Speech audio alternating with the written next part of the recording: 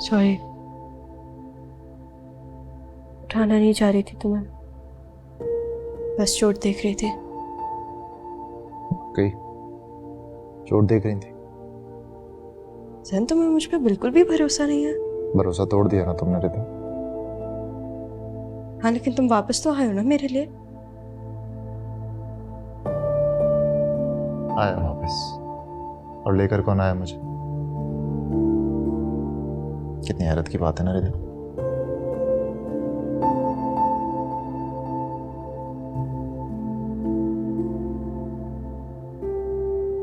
मुझे तुम्हारी इस बात पे दुख हुआ और मुझे ऐसा लग रहा था कि तुम मुझे माफ कर दोगे।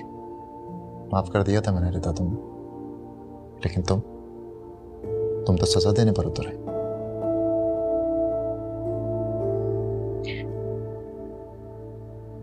क्यों ना हम दोनों दोबारा शुरुआत करें, लेकिन इस बार कोई गलती की गुंजाइश ना हो।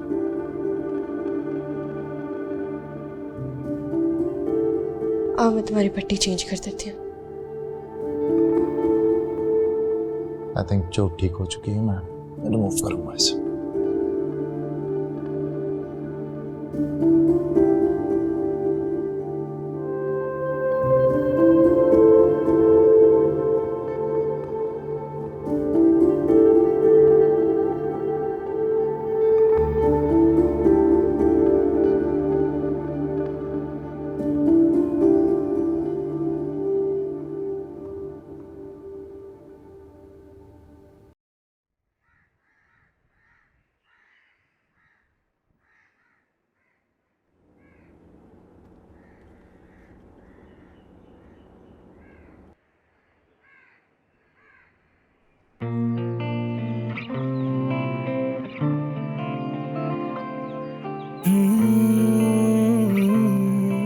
मैरी, कुछ बातें रह गई हैं जो आंखें कह रही हैं। अब बोलूं भी तो क्या मैं तुमसे, बस यादें रह गई हैं। सब कुछ है लेकिन यहाँ कुछ अपना लगता नहीं। जो था कभी सिर्फ मेरा, अब मेरी सुनता नहीं, सुनता नहीं, सुनता नहीं,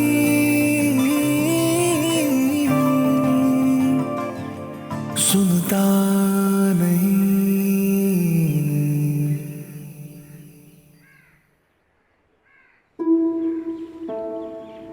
तुम ठीक हो? ठीक हो? आप पूछ रहे हो? थैंक यू, तुम मेरे कहने पे यूँ घर वापस चले आए। तुम जानती हो ना, मैं तुम्हारा कहा नहीं टाल सकता। हाँ, लेकिन अगर अब तुम आ ही गए हो तो अपना घर बचाने की कोशिश करना। चाहे वो दिल के जख्म पर मरहम भी ना रखे। कोई बात नहीं, हम रख देंगे। तुम कोशिश तो कर ही सकते हो ना। अभी मुझे लगता मैंने यहाँ आकर गलती की है, नहीं आना चाहिए था। देखो, अब तुम आ ही गए हो तो पछताने का कोई फायदा नहीं है। अपना घर बचाने की कोशिश करो।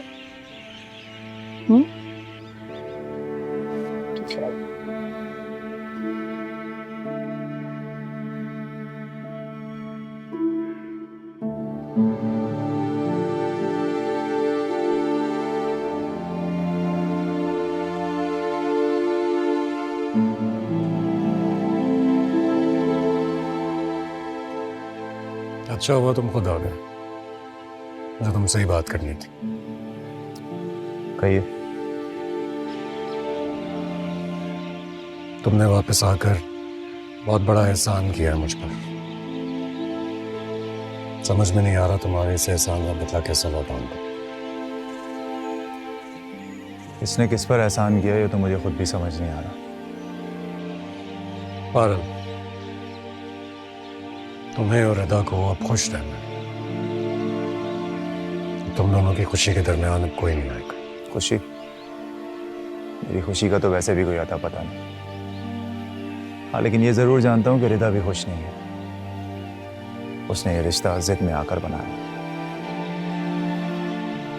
हाँ, लेकिन अब एक साथ तो चलना है तुम दोनों को। मैं तो हमेशा साथ चलने के लिए ही इस रिश्ते में बंधा था। हाँ, लेकिन रिदा की समझ नहीं आती। पल में तोला, पल में माशा।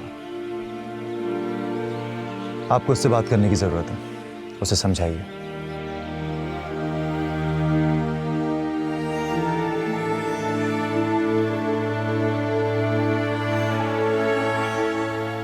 डैड, आपने बुलाया? हाँ बेटा।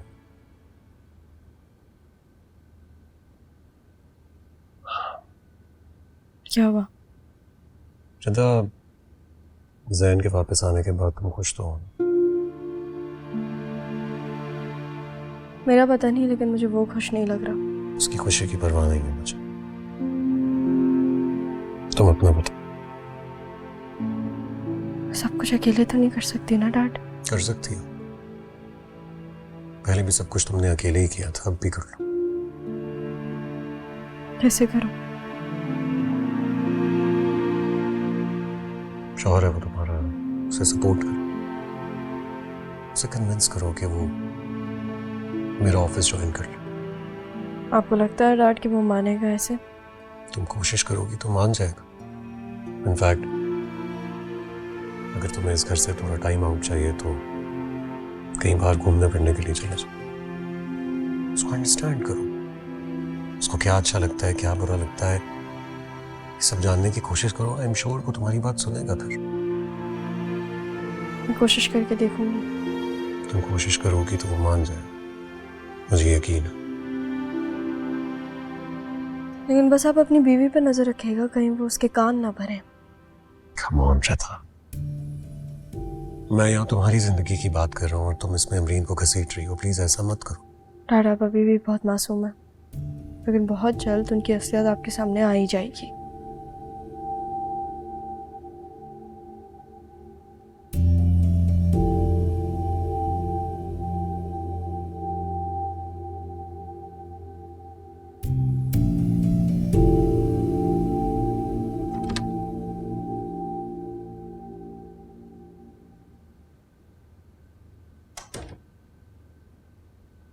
मैं कह रही थी कि हम दोनों वीकेंड पे कहीं चले, किस लिए?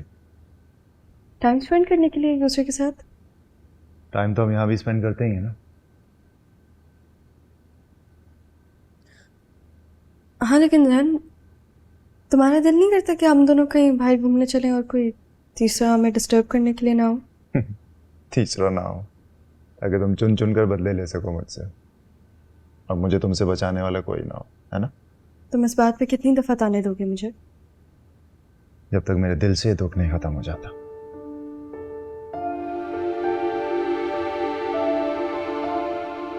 रिया, मुझे तुम बताओ कि ये दुख कैसे खत्म होगा? दफा करो ना यार इस दुख को।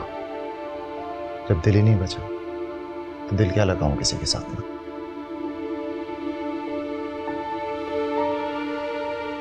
I'm sorry, Zen. Wait a minute. Sorry.